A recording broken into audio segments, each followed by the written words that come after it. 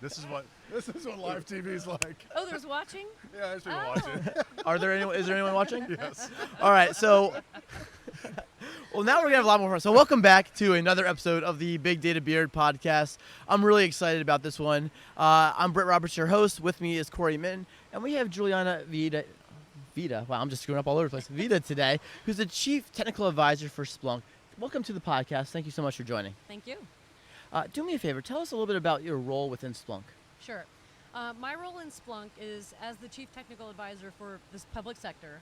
I help with technology evangelism, let's call it, and increasing our brand awareness across the entire public sector, which for Splunk includes the federal government, which of course is the Department of Defense, all the federal agencies, and the intelligence community, plus all state and local governments and higher education. Wow. So it's a lot.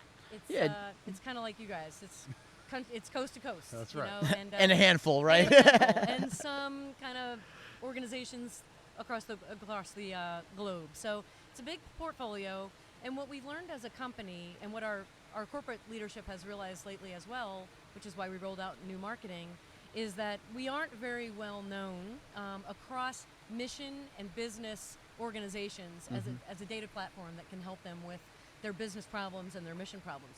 Very well known in the IT operations space and security, of course, but we really are the only platform that can help mission execution and achieving business objectives in every single element of an organization. So I'm here to talk to customers, prospective customers, users, partners, about how Splunk really should be the data platform of choice to move the public sector forward in this crazy technology modernization age. Wow, that's awesome. Now, you're new to this new role. Right. You've had a fairly diverse career leading up to this. Tell us a little bit about kind of where you started your career and the progression that led you to Splunk. Yeah, thanks. It's certainly not a career I could have scripted or anyone else could have scripted. But those are the best, right? Absolutely. I'm like, man, this is pretty unique and pretty awesome.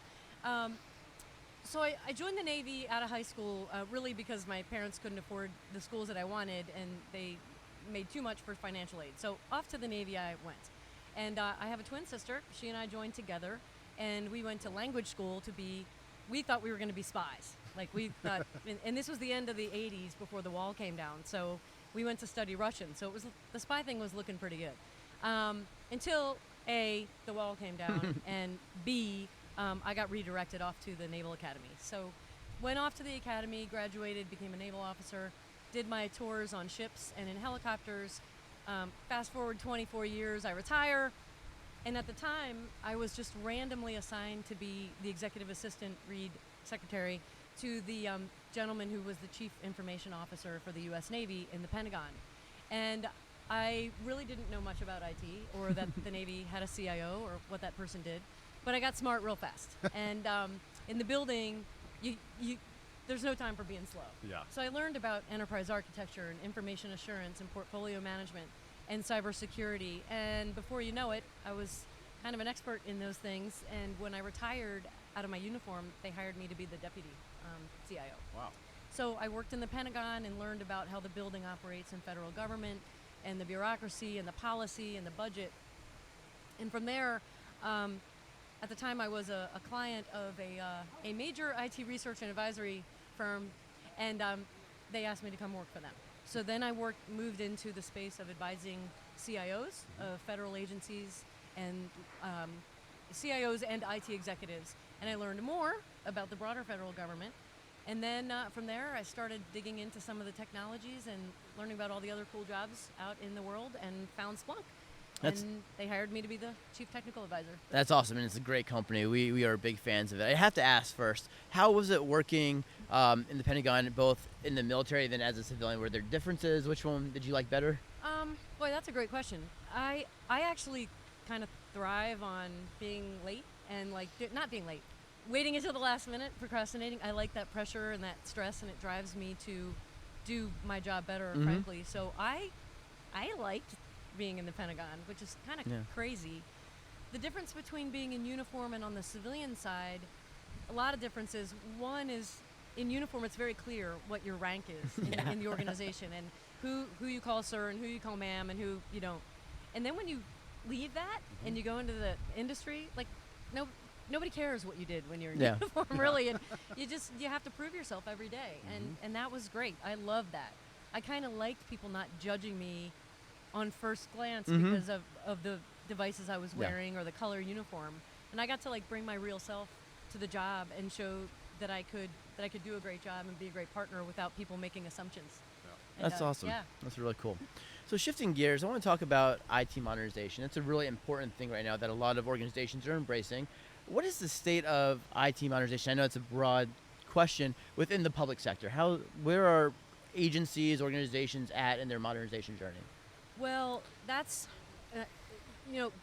back to the wide breadth of the portfolio that I support for public sector. There are as many customers and organizations as there are probably places in the maturity journey. So as you might imagine, the smaller agencies, smaller governments, municipalities, smaller schools are at a different place in their journey than maybe the larger agencies, but it's not always a one-to-one. Okay. The largest agencies aren't necessarily further ahead. No. What I love, though, is that the timing of talking about IT modernization and helping agencies move forward is so much better now than it was even 5 or 6 years ago. Absolutely.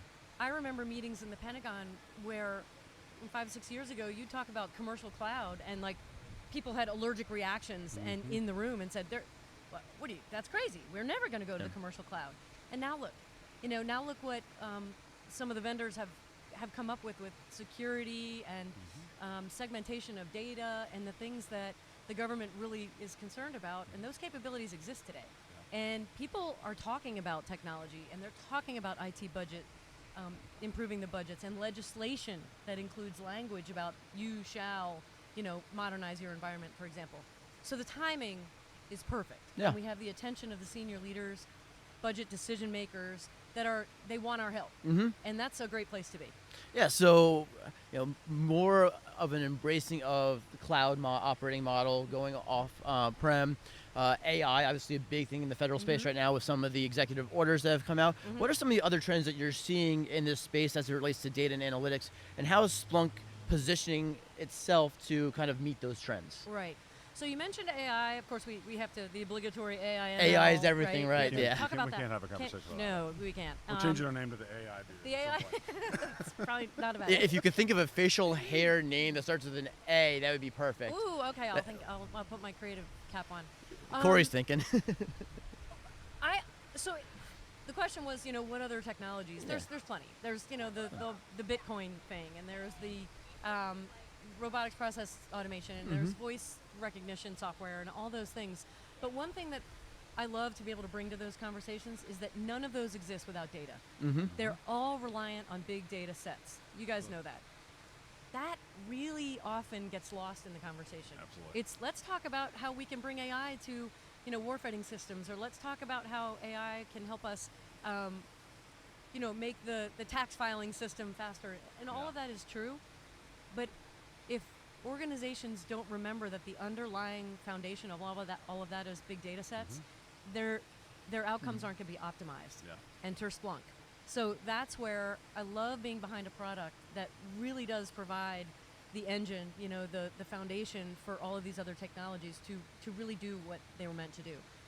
You could come up with some really crazy outcomes and some really bad outcomes if you're relying on just the bright shiny object element of AI and ML, if you're not really careful about the data that you're bringing in to drive those automated decisions. So that's the Splunk brand promise, is that we bring in data from any source, from any location, to do whatever a customer might want done with it, including creating machine language algorithms or AI systems. So that's our secret sauce. I feel that in the past this might have been counterintuitive, though, that government agencies, especially some of the three-letter ones, might be very just protective of data and silo their data, which is, again, Splunk's mission statement is bring all the data into one central repository. How are you seeing these organizations kind of embrace that mindset? It's so funny because just yesterday we met with the CIO of one of those three-letter agencies, and last week there was just there's a groundswell of those agencies bringing Splunk in because they realize that capturing the data that currently is lost, it's exhaust. We call it data exhaust or dark data. They are realizing that that's a huge missed opportunity to be able to get to their mission outcomes faster. And I really think it's about transparency too. That's one of our Splunk core values is transparency. So we talk very openly and honestly with our customers about those security concerns and those data, segmentation concerns. And so we build a trusted partnership with them as opposed to saying, I'm here to sell you something, trust me, it's going to work. we don't operate that way. It's a long-standing relationship that we build. Proof, we show proof, we do proofs of concept and proofs of value, and they really are starting to recognize what you all see, what our customers see as the value of, hey, Splunk can really help me make use of this valuable asset that I have in my data and get to mission decisions faster. And even the 3 letters, I mean, and when you can win them over, you've got something there. So I'm curious, there were some big announcements over the last few weeks around Splunk's strategy around data to everything. I love your shirt. Thank you. Yeah, so it's to bring data to everything. And I think that's one of the things that challenges so many organizations is, one, understanding the use case on what am I trying to solve for, and then understanding the data sets, and then getting the tools. Tell me how what you're doing with data everything, how Splunk is trying to simplify that view of the data collection to actually getting to an outcome that solves a real business problem. What in the data to everything kind of announcements and kind of branding is helping to achieve that outcome? Right, so in the data to everything, I think what we've finally done is just made a really broad statement about what we all know is true. That everything around us, if you just look around where we are right now, there's the data that's being gathered in this interview right here. There's a guy right there on his phone. He's got something flashing on his bike that may or may not be connected to his GPS. There's an IoT RV right behind There's you. There's an IoT RV right behind me. There are sensors tracking, how many people are going in and out of the stores and the restaurants. Yeah. And all of that is capturing data. Where's it going? Gee, I don't know. Oh, smartwatch.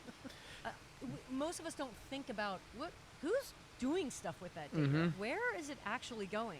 And when we find that we're in front of customers and we just do what I just did with you guys and say, look here, look there, they go, oh yeah, I guess I am capturing data from my customers or my citizens on my website through the survey that we just sent out, or the paperwork that the survey that we did online and the one that we did in the mail, and we bring it in and we put it through a Scantron, or, all of that data that's being captured, people want to now hear about, how do I actually use that?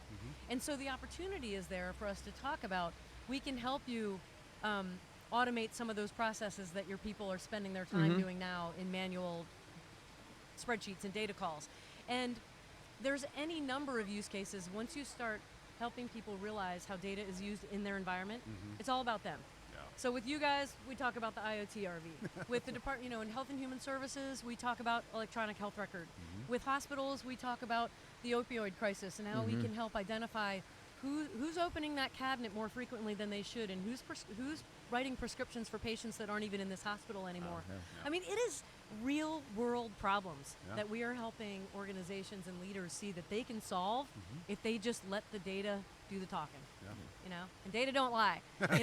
It's right there, and it's real, and it's raw, and we can help in near real time make that data real. It may give you an emotional response, but the data is generally unemotional. Exactly. That's a great point. So are you seeing customers that are turning to Splunk?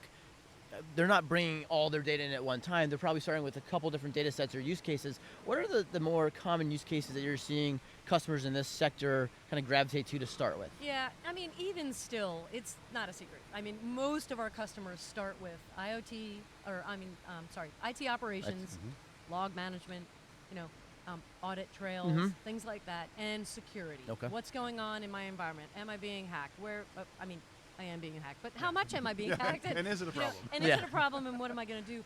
Most of our customers start there. Okay. And that's where they start to build they very quickly realize there's so much more power in that data, that they can help the operations people, and they can help the finance people, and they can help the war fighters and the pilots and the tank drivers and the medics. And they're beyond help, the tank drivers, let's be honest. Says the Army guy. That was in my head, but I wasn't going to let it come out. And so use cases, IT operations and security, but that quickly goes way beyond to, again, business outcomes, mission outcomes. And that's really exciting to see when the customer kind of has that aha moment and says, oh my gosh, I can also do these 10 other things, you know, that can really help us achieve our mission, save time, save money, put people to work doing really cool things. The aha moment. That's the second time we've heard that on this trip. It's a trend. That's true. What's your favorite aha moment from your time talking to customers? I think my aha moment is smart campus. Okay. So some of the higher education universities that we work with are ones that you may have heard of on ESPN, or like big schools with big research departments and big healthcare facilities. And when we talk to them about what they're doing to help the student experience, that's something that I didn't used to think about, because I was in the federal space. And now I think about all the things that students have to deal with. Their parents are dealing with financial aid, and they're dealing with onboarding as a freshman, or they're rushing a sorority or fraternity, and they're, I don't know, going to class every now and then, trying to graduate. What schools are doing with data to help that student experience be more seamless and make them successful for the future is really exciting to me. Awesome. I have nieces and nephews, and my son's getting ready to go into college himself. That's really important to me, Yeah. as well, one as a taxpayer for public universities, but also as a parent, as an aunt, as an uncle, and those kind of, they hit you in the feels, when you realize Absolutely. that students' lives are going to be better Yep. because of the data that these universities are using. No, that's important. And technology is a big driver, but it's not just about the technology, right? There's other things that go into really impacting or driving this modernization effort. Culture being one of them. What are your thoughts on kind of how culture acts or plays in this driver of modernization? Yeah, frankly, that recognition of culture and the non-technical pieces of modernization being important is one of the things that led Splunk to create the role that I'm in. And the reason that they hired me and not somebody with a computer science degree, because I don't have one, or a data engineer or a data scientist, they realized that they needed somebody who had field experience, had been on the receiving end of technology, and then worked on the policy, and I just have a knack for talking with people. So the idea is to talk to people in their terms, what matters to them, about how technology and data can help them achieve their objectives. That's all about relationship building and being honest and transparent. And to your point about building a culture where not just the CIO, not just the CISO, not just the C-level executives in an organization, but everyone in the organization feels like they're part of that modernization transformation. Because if you've got people who they don't feel like they don't understand what cloud is, or they don't know what AI is, or ML, most people aren't going to dime themselves out and say, I don't know what that is, could you please educate me? So that's where leaders have to come in and be intentional and forthcoming about, let me help you learn about why data is important. Let me help you learn new skills. Let me help you be part of this transformation so you can feel included and not left out. And all of that is culture. It's bringing IT out of the back room and bringing it into the rest of the Giving them a seat at the organization. table. Absolutely. All Yeah. people want to feel included. Remember how much it sucked being not picked for the kickball team or not picked for the softball team? I mean, maybe it was only me that didn't get picked, but I didn't like that. That's being excluded. Yeah. We want to include people. Absolutely. And technology is just a great way to do it. Yeah. I'm curious. So one of the things that we talk about, and we've had a number of conversations here, is the concept of inspiring women in tech, because there's a whole generation of young ladies out there. I'm a father of a beautiful daughter that she is so interested in technology. It's hilarious. But I'm curious, from your perspective, having been successful in technology, what advice would you give to young women that are interested in it, to inspire them, to give them a reason that they are important in technology evolution? Well, that's a whole nother segment, but I will start. Open it up, girl. No, I will start with this. There is proof that right around the junior high age and the preteen or tween age is when girls' interest in STEM and tech drops way down. Really? Okay. Because of peer pressure, because they don't feel included. They start realizing they're the only girl in the math class, or they're not being invited to play pickup baseball with all the other boys, and they start to feel like, I'm not part of that. Like, I'm different, and they go away. So I would say for the younger kids, the younger girls, and parents of younger girls, make sure that you continue to remind them of how smart they are and their interest in STEM early. Get them over the hump of junior high, and they'll be so much better off. Yeah. That's one. Okay. Number two is have the adults in their life seek out women who are in these roles and just ask them to have conversations with women. Bring them to schools. Bring them to, career days. Bring them, put their face on the posters in the school that's like, hey, look, my mom does this or my aunt does that. Just bring women into the overall storytelling of how we tell stories about people they want to be. And then after that, once you get into college, into the professional world, I try to encourage women, don't expect this to happen organically. Like, don't expect for opportunities to just come to you. Reach out, talk to people that you admire, talk to people that are successful, men and women, and ask them for their advocacy. Ask them for their support, and they will help you. If you just expect this to happen and you're just going to like show up one day and become the CIO of some organization, not likely to happen. So, I try to encourage women to be the owner of their own career and their own future. And fortunately now there's enough women out there that there are people to look at as examples. And we just need to go find them and ask for their help. Make them superstars. Amen. It's extremely important. On the similar thread, you're a veteran. Yep. I think that one of the things that's near and dear to my heart is how do we help veterans kind of transition to new roles outside of the military. I know in the past Splunk has done some stuff through their Splunk for Good around training veterans in technology. What are your thoughts on that, and what is your advice to someone trying to transition from the military into corporate America? Another great question and near and dear to my heart. Yeah, Splunk definitely has. We have free training for veterans. We market it and advertise it all over the place so that people can go look for that. But in addition to just the technology training, back to the culture and the people piece, when I speak with veterans who are in transition or at career conferences, I remind them of the skills that they bring to industry that they may not realize are completely transferable to technology. Things like agility. They're used to moving and picking up their families and moving into a new environment and quickly meeting new people and learning new skills. That's agility. That's really important in technology. Teamwork and collaboration, especially now with our work, the way we do work is changing, from the office building to the remote work. Being able to figure out the best way to work with a remote team or team members that you maybe don't know that well. That's another skill. Communication skills. And being biased to action. In the military, it's all about executing the mission. That is, you show up, you do a thing, you execute an outcome. That's really important in the business world. It's really important to come in and be biased to what outcome am I going to help, make happen today. Not just I'm going to sit here at a desk and do stuff all day long. So bias for action is something that, and when I say these things to veterans, they go, oh yeah, I guess I can do that. Even if I was a medic or even if I was a helicopter pilot, I have all these other innate soft skills that are 100% transferable to any company now. Yeah, absolutely. And I love that Splunk is doing so much to support the veterans. I think that's just a great thing. So since this is the hashtag road trip to conf, and conf is right around the corner, what are you most excited about for conf 19? Okay, so I'll just say it. I've never been to conf. So I'm a brand new.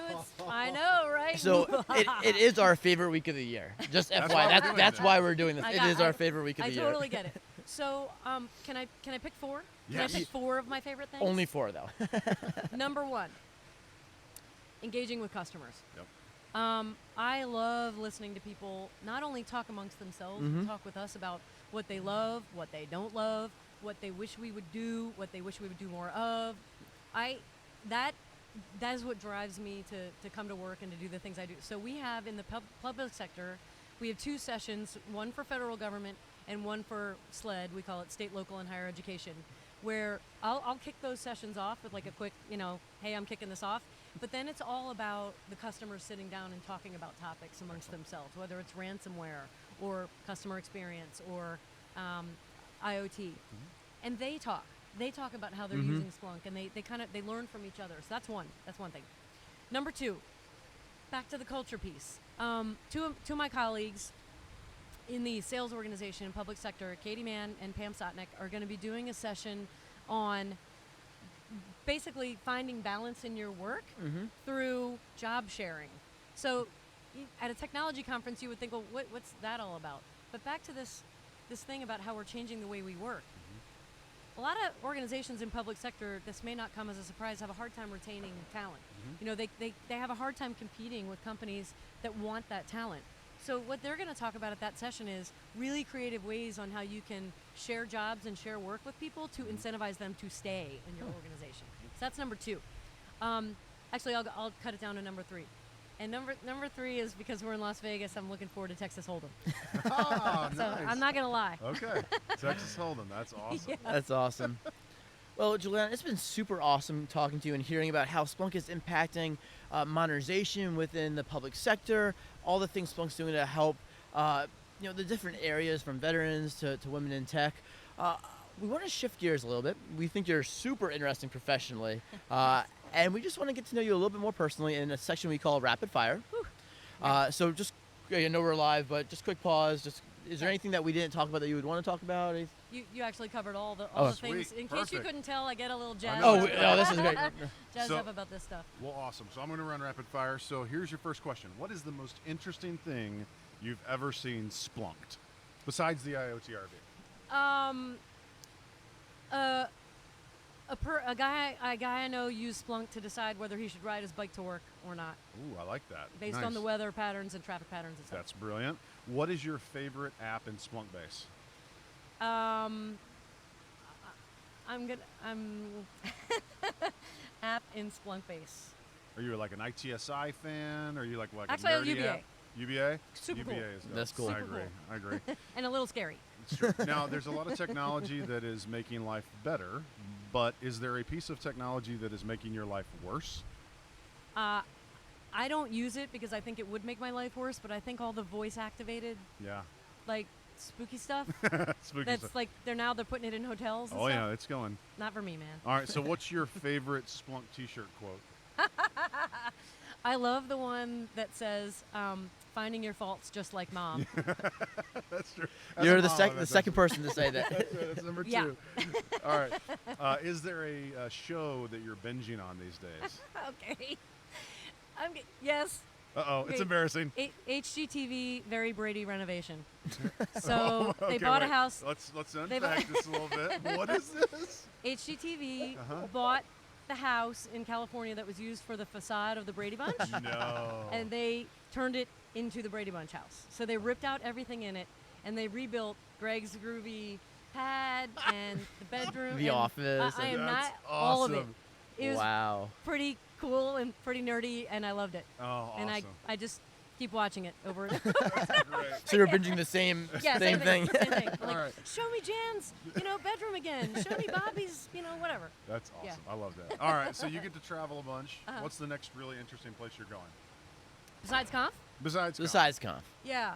I'm actually starting to work more with our SLED partners, and next week I'm going to the National Association of State CIOs, Okay. and that will be brand new for me. Okay. And they will be the CIOs from all of the states. Well, I think all of the states. I mean, most of them. Haven't looked at the registration list today. But hearing about what's going on in each different state from an IT perspective and where their pain points are, honestly, that's super cool and new to me, and I can't wait. That's next week. Well, awesome. Well, I'll tell you what, we're excited to have you on the podcast. I want to make sure and invite you to check out the IoTRV when Oh, we're yeah. at Conf. So it's actually going to be on the floor at the conference. And thank you for joining us on the Big Data Beard Yeah. podcast. Thank you. guys. This was great. You're actually, this is the flavor. You're between two beards. Well, thank you so much. Thanks, Thank guys. you.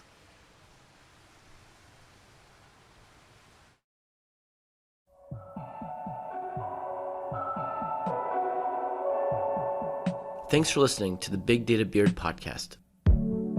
This amazing adventure would not be possible without our incredible sponsors. We thank you, Dell Technologies, VMware, Red River Technologies, Arrow Electronics, and Converging Data for making the road trip to Splunk.conf 2019 possible. And be sure to smash that thumbs up button so we can keep the episodes coming. Until next time, keep being awesome.